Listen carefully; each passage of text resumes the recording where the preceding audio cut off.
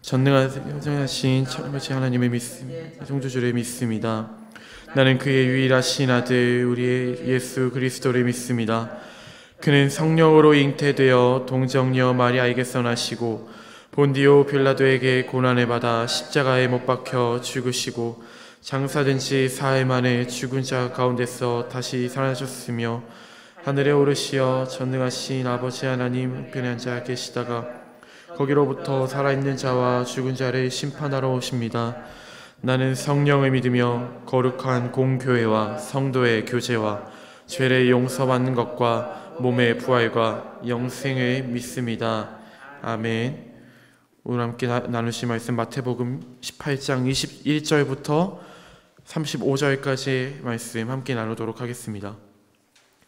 마태복음 18장 21절부터 35절까지의 말씀입니다. 저 한 절, 여러분들 한 절 교독하신 이후에 마지막 35절을 함께 합독하도록 하겠습니다. 21절부터 35절까지의 말씀입니다. 그때 베드로가 나와 이르되 주여 내 형제가 내게 죄를 범하면 몇 번이나 용서하여 주리이까? 7번까지 하오리이까?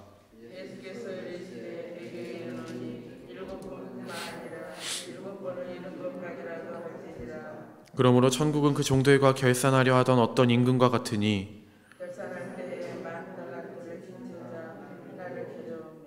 갚은 것이 없는지라 주인이 명하여 그 몸과 아내와 자식들과 모든 소유를 다 팔아 갚게 하라 하니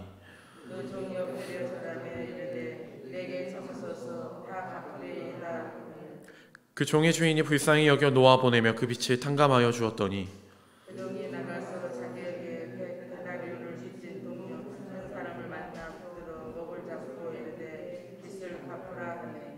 그 동료가 엎드려 간구하여 이르되 나에게 참아주소서 갚으리이다 하되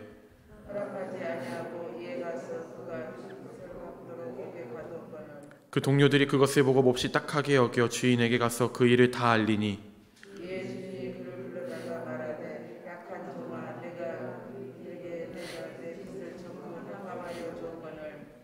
내가 너를 불쌍히 여김과 같이 너도 너의 동료를 불쌍히 여김이 마땅하지 아니하냐고.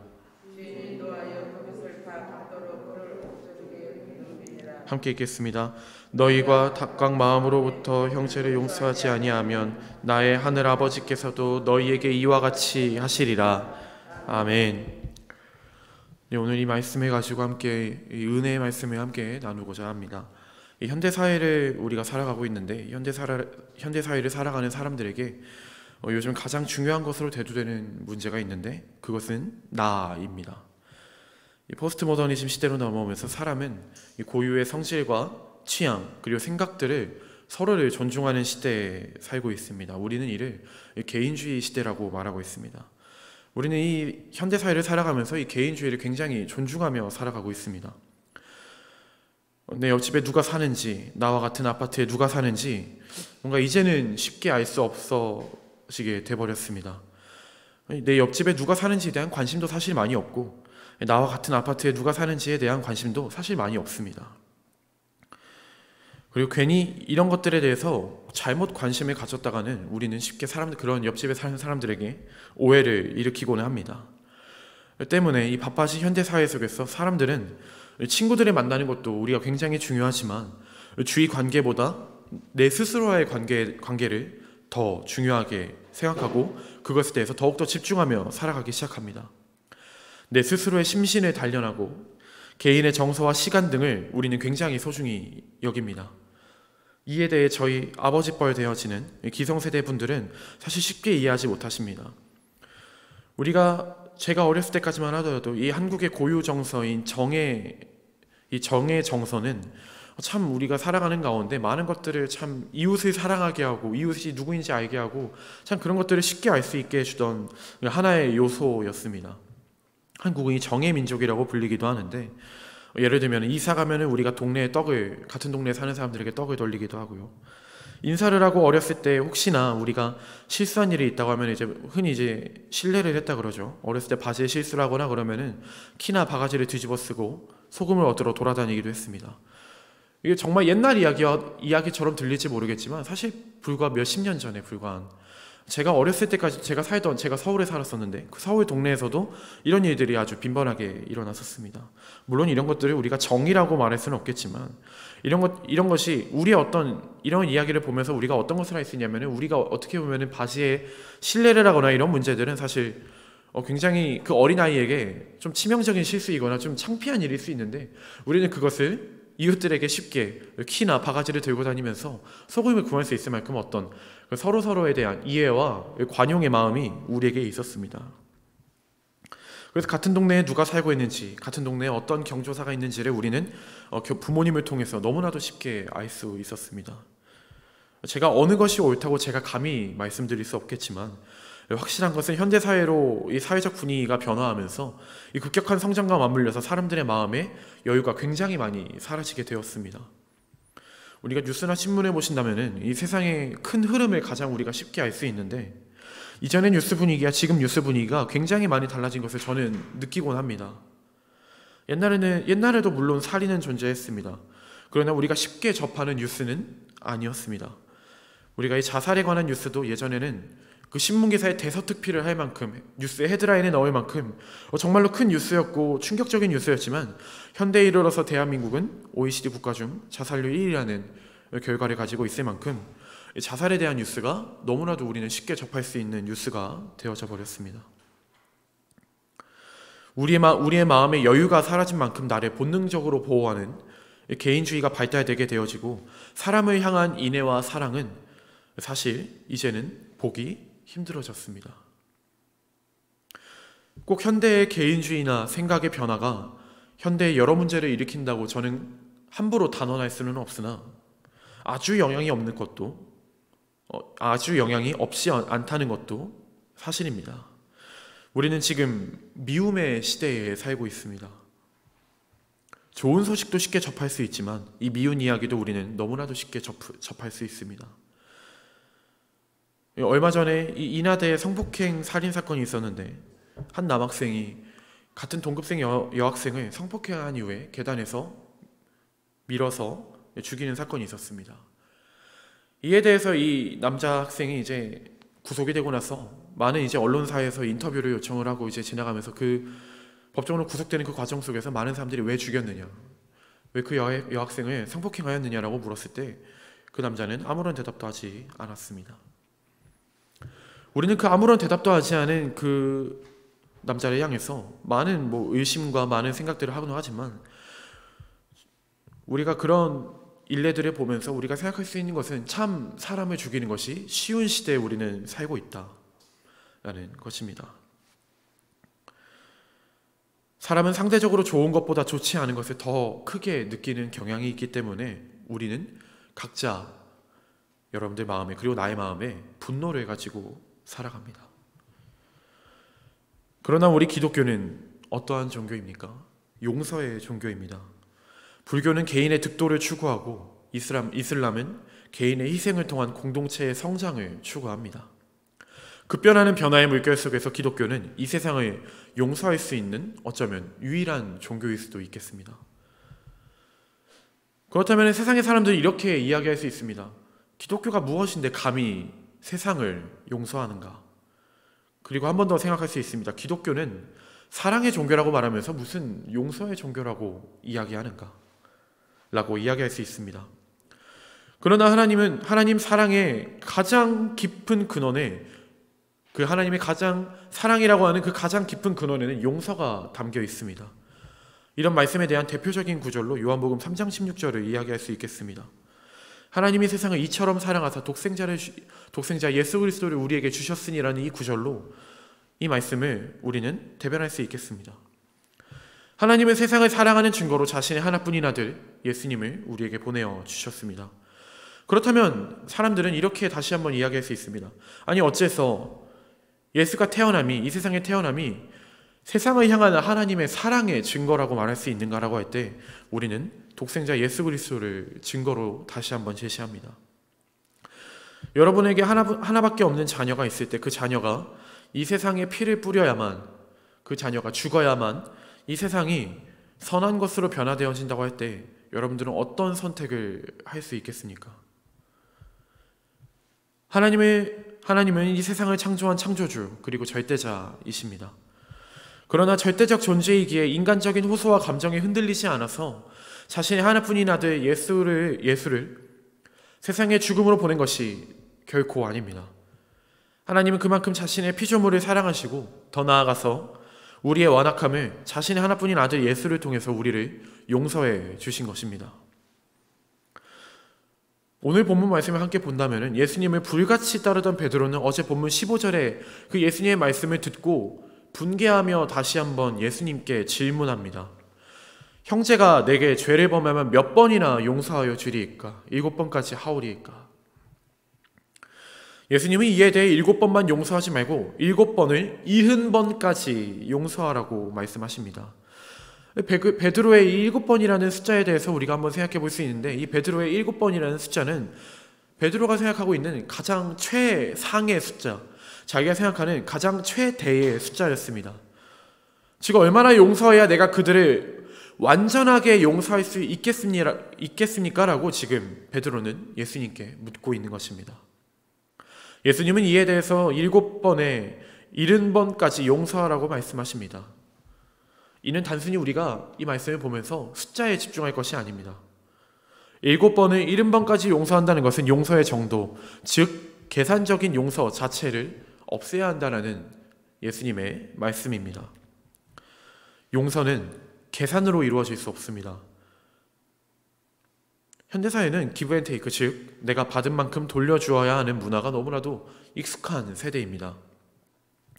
나를 100만큼 괴롭게 한 사람은 나도 100만큼 돌려주어야 우리는 직성이 풀린다고 합니다.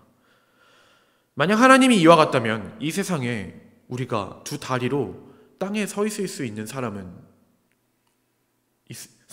있을 수 있을까요?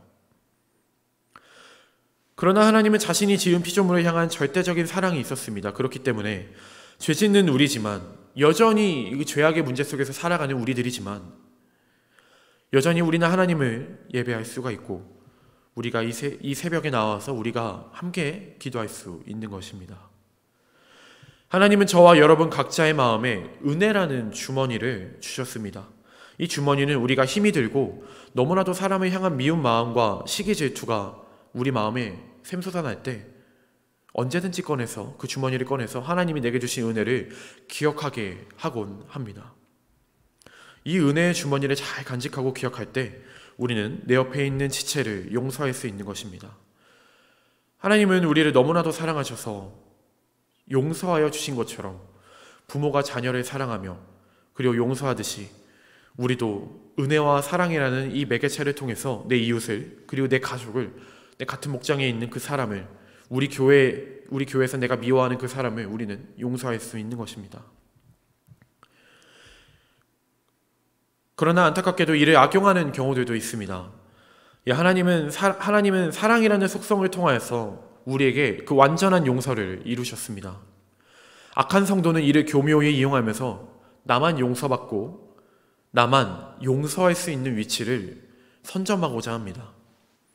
오늘 본문의 23절부터 34절까지의 이 예수님의 비유가 바로 이것입니다. 하나님은 우리를 사랑하셔서 자비로 우리의 죄의 빛의 문제를 한 번에 해결해 주셨습니다.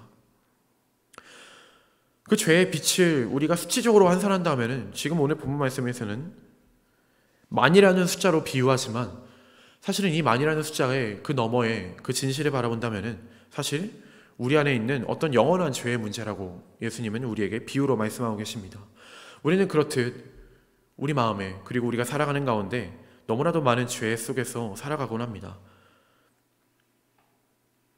그러나 하나님은 우리를 너무나도 사랑하셨기 때문에 이 자비의 문제로, 이 빛의 문제를 오늘 본문의 비유처럼 한 번에 해결해 주셨습니다. 그러나 우리는 내 눈에 들보아 내 마음의 빛의 문제를 생각하지 못한 채 남에게 구워준 내 것만 생각하곤 합니다. 이와 같은 경우 최후에는 주인에게 심판이 그 주인이 그 종에게 다시 한번 심판이 임할 것이라는 것을 예수님은 비유를 통해서 우리에게 말씀하고 계십니다. 내 죄를 깨닫지 못하고 남의 죄의 문제를 들추려고 할 때 하나님은 나의 죄를 환하게 드러내서 세상 가운데 반드시 보게 할 것입니다. 누구나 남을 용서하는 용기가 필요합니다. 남을 용서할 수 있는 용기가 있을 때 내 스스로를 용서할 수 있기 때문입니다. 그런 것을 생각하지 못하고 다른 사람에게 함부로 기도하라, 깨어 있으라, 그렇게 신앙생활하면 안 된다라는 등 그런 이야기들을 우리는 함부로 할 수 없습니다. 내 눈에 들보를 보지 못한 채 남의 들보를 들추어낸다면 하나님은 반드시 당신의 죄를, 그리고 나의 죄를 반드시 직접 물으실 것입니다.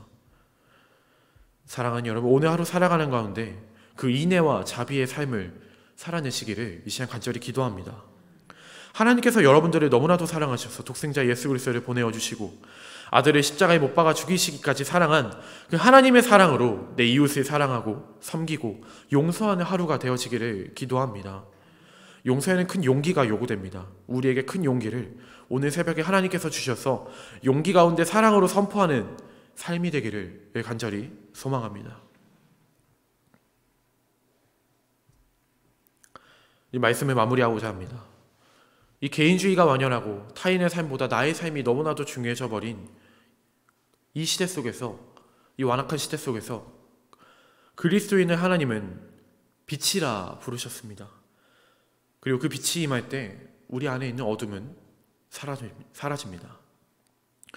7번에 70번까지 용서하라 하신 예수님의 말씀을 기억하시면서 은혜와 자비의 삶을 살아내는 저와 여러분들이 되시기를 간절히 기도합니다. 다시 한번 말씀드리지만 우리는 미움의 시대에 살아가고 있습니다. 누군가를 너무나도 우리는 쉽게 미워합니다. 하지만 예수님은 오늘의 이 비유의 말씀을 통하여서 그 미움을 완전히 해결하라고 말씀하십니다.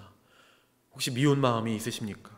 누군가를 저주하고 미워하는, 그리고 정죄하는 마음이 여러분들 마음에, 그리고 제 안에 있습니까? 그렇다면 오늘의 말씀을 기억하시면서 하나님께서 너무나도 사랑하셔서 우리의 죄를, 그 만이라는 숫자를, 그 완전한 숫자를 하나님께서 한 번에 해결해 주셨듯이 여러분들도 하나님께서 하신 것처럼 여러분들 주위에 있는 그 이웃을 혹은 그 사람을 용서할 수 있는 그 사랑의 삶을 살아가는 저와 여러분들이 되시기를 시간 간절히 기도합니다. 아멘. 기도하겠습니다. 사랑과 자비가 충만하신 하나님, 오늘의 말씀을 통하여서 주님은 우리에게 7번에 70번까지도 용서하라 말씀하셨습니다. 우리는 단순히 이 말씀을 통하여서 그래서 우리는 용서라는 것에 초점을 맞췄지만 아버지, 우리는 그것을 떠나서 하나님께서 우리에게 이루신 그 완전한 용서, 우리는 늘 죄악 속에 살아가지만 그 죄악의 문제를 하나님께서는 예수 그리스도를 통하여서 단번에 해결해 주셨습니다. 그 예수님의 사랑을, 그리고 하나님의 그 계획과 사랑을 우리는 지금 이 시간 말씀을 통하여 보았으니 하나님, 지금 이 시간 이 새벽에 나와 기도하는 우리들의 마음 가운데 누군가를 미워하고 누군가를 정죄하는 그 시간과 그 마음을 아껴서 그 마음을 돌이켜 하나님을 사랑하고 내 이웃을 사랑하는 그 하나님의 말씀에 순종하는 우리들이 되어지기를 소망합니다. 하나님, 이 새벽에 나와 기도하는 우리들의 입술과 심령에 사랑이 넘쳐나기를 소망하고 우리들의 말씀에 용서와 자비가 넘쳐나는 우리들이 되어지기를 소망하오니 그 용서에는 반드시 큰 용기가 따르는 줄로 압니다. 하나님, 우리 안에 용기를 주셔서, 우리 안에 사랑을 주셔서 다시 한번 우리 마음에 용서와 사랑과 인애와 화평이 우리 마음 가운데 이 새벽에 기도하며 나아가는 우리의 입술 가운데 나타날 수 있도록 주님께서 우리의 입술을 붙잡아 주시고 우리의 마음 가운데 함께하여 주시옵소서. 그 하나님의 사랑이 오늘의 이 새벽에 우리들의 발걸음을 인도하신 줄로 믿습니다. 지금 이 시간 우리는 그저 주님 앞에 나와 기도하며 나가오니 주님, 우리의 기도 가운데 역사하여 주시고 우리의 기도 가운데 다시 한번 오늘의 우리에게 주어진 삶을 하나님의 말씀으로 살아내는 우리 모두가 될 수 있도록 하나님께서 함께하여 주시옵소서. 이 모든 말씀 살아계신 우리 구주 예수 그리스도 이름으로 기도합니다. 아멘. 하늘에 계신 아버지의 이름을 거룩하게 하시며 나라가 임하옵시며 아버지의 나라가 오게 하시며 아버지의 뜻이 하늘에서와 같이 땅에서도 이루어지게 하소서. 오늘 우리에게 일용할 양식을 주시고 우리가 우리에게 잘못한 사람을 용서하여 준 것 같이 우리 죄를 용서하여 주시고 우리를 시험에 빠지지 않게 하시고 악에서 구하소서. 나라와 권능과 영광이 영원히 아버지의 것입니다. 아멘.